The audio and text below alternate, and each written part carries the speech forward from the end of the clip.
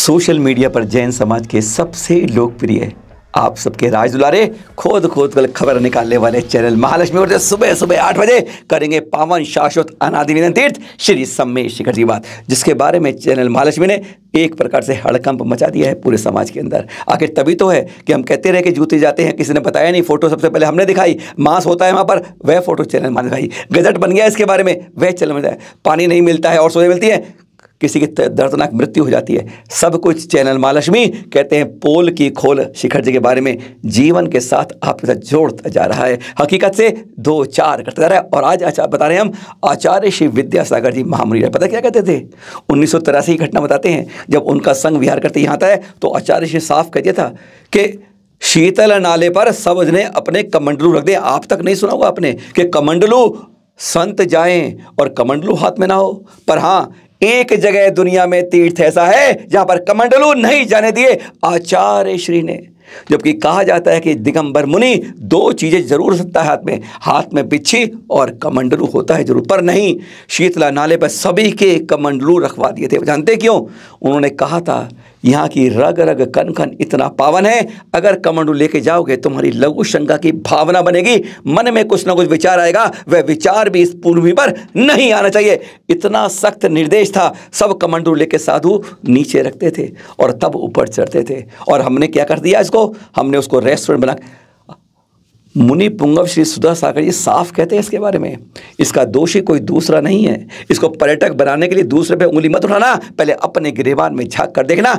आज वहां पे दुकानें जो ऊपर लगी हुई है ना, केवल हमारी जीप लपलपाती हमारे पेट के कारण लगी है और किसी लिए नहीं लगी है। अगर ऊपर एक दुकान नहीं होती तो पर्यटक की क्या मजाल, सरकार इसको पर्यटन घोषित करती। जब देखा कि ये खाने वाले बहुत हो गए, दुकानें बहुत लग गई, होटल शुरू हो गए हैं, तो क्या करेगी? वह भी तो अपना मुंह मारेगी उसके अंदर, वह भी तो सरकार चाहेगी 4 पैसे मुझे मिल जाए। यही कारण है आज पर्यटक स्थल घोषित कर दिया गया है।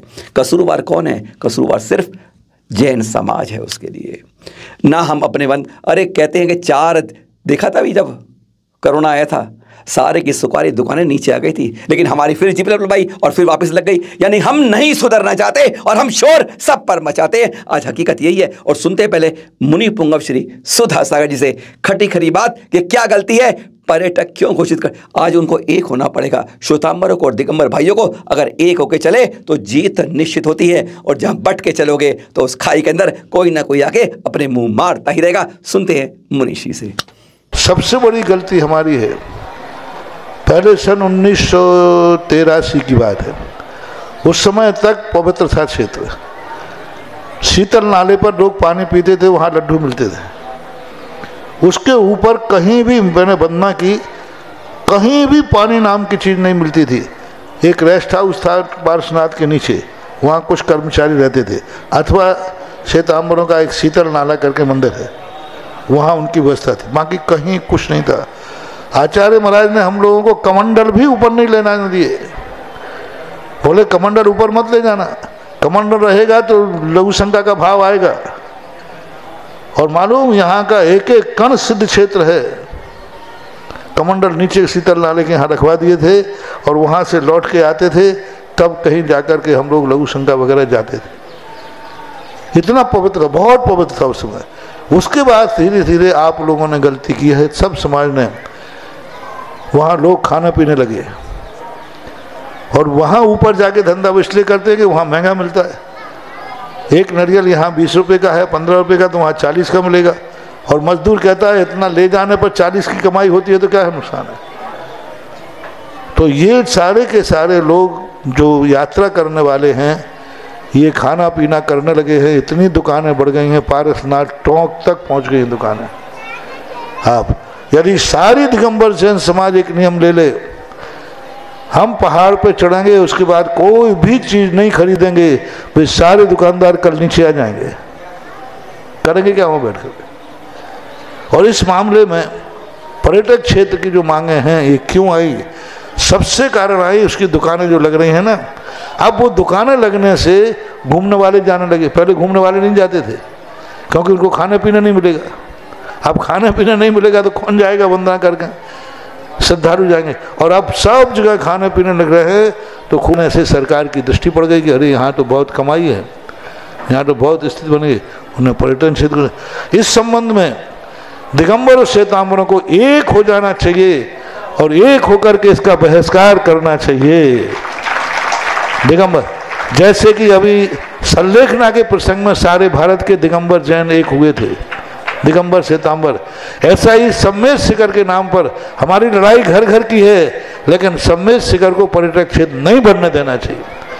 मैं तो श्वेतांबरों से भी कहना चाहूँगा, सारे दिगंबर श्वेतांबर एक हो जाओ कि सम्मेद शिखर को पर्यटक क्षेत्र नहीं बनने देंगे। ये जैनियों का आस्था का केंद्र है, और यदि दोनों एक होकर के सामने खड़े हो जाएं और पूरे नगरों में घर घर जाकर के नगर नगर में इसका ज्ञापन दिया जाए, संलेखना जैसा बाजार एक बंद हो गया भारत का सम्मेद शिखर के नाम पर, जैसे उस समय सम्मेद शिखर के संलेखना के समय सारे भारत ने एक साथ प्रदर्शन किया था, ऐसे सारे दिगंबर श्वेतांबर दोनों एक होना चाहिए। एक से काम नहीं चलेगा, एक होगा दूसरा सपोर्ट कर देगा। पूरे दिगंबर श्वेतांबर सब साधु, सब जैसे संलेखना के समय साधु भी हों चाहे ग्रस्त हों, सबकी एक ही आवाज़ थी। और आज सम्मेद शिखर के नाम पर सब मिलकर के एक आवाज़ यदि उठाएं पूरे भारत की, तो सम्मेद शिखर बच सकता है पर्यटक क्षेत्र होने से। यदि पर्यटक क्षेत्र हो गया तो उदयगिरी खंडगिरी की क्या हालत है देख लीजिए। उदयगिरी खंडगिरी देख लीजिए, जहाँ जहाँ पर्यटक क्षेत्र हुए वहाँ यही दुर्दशा होने वाली है। अब चेत जाए, मैं तो बहुत बार बोल चुका हूँ। हैरान की एक बात होती है, सुधा सागर जी महाराज साफ बताते हैं कि 1996 में जयपुर में एक मीटिंग हुई थी, चर्चा हुई थी और बार बार होती भी है इस बारे में, पर एक बात उन्होंने खास कही कि आजकल तीर्थ क्षेत्र कमेटी ने हमारी कई बार धन इकट्ठा केस लड़ रहे हैं सुप्रीम कोर्ट में, बार बार संतों के पास जाते हैं कि हमारे लिए थोड़ा सा धन इकट्ठा करा दिया जाए।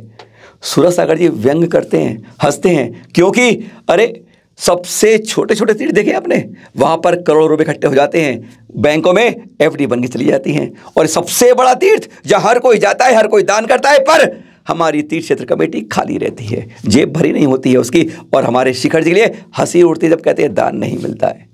हकीकत में क्या बात है, उन्होंने साफ कड़ी कड़ी बात कही, हर जगह पर हर जगह की क्षेत्रीय कमेटी है, पर हमारे शिखर जी के लिए आज तक कोई कमेटी तक नहीं है।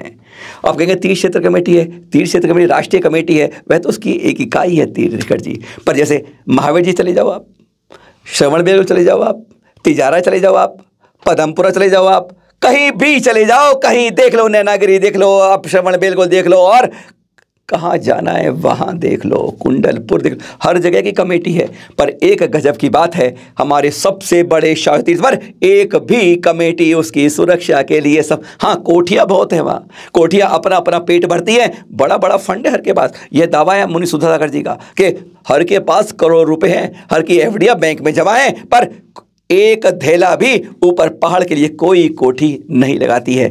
यह भी बहुत बड़ा कड़वा सच है। शर्म आती है जिसके कारण ये कोठियां चल रही हैं। आज वह उस तीर्थ के लिए एक, क्यों नहीं सब कमेटियां करती कि आज जितना पैसा हमारे पाएगा एक निश्चित हिस्सा इसमें हम अपने तीर्थ क्षेत्र के लिए, शिखर जी के पहाड़ के लिए हम लगाएंगे। नहीं कोई सुनती है। अपनी 25 से ऊपर कोठियां हैं वहाँ पर, लेकिन कोई नहीं है, हर की अपनी अपनी पेट भरती है, अपने बिटाकार करते हैं और कोई उसके लिए सुनता नहीं है। एक बार वह भी कड़वा सुन ले, सीधा निरपेक्ष श्रवण मुनि श्री सुधा सागर जी से। सन 1996 में हमने जयपुर में मीटिंग की थी, साहू अशोक साहू थे उस समय।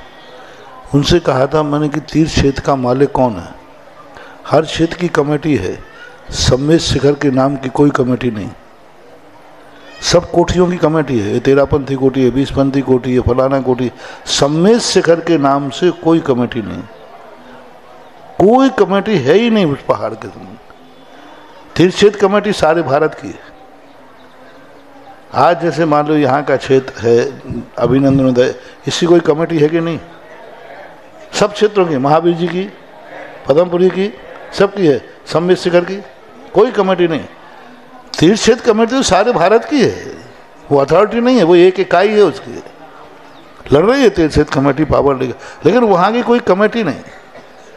आज जब भी समस्या जाती है तो हमारे सामने बहुत बड़ी समस्या खड़ी, कोठी मार, और लोग पैसा दे के आते हैं सम्मेद शिखर के नाम पर।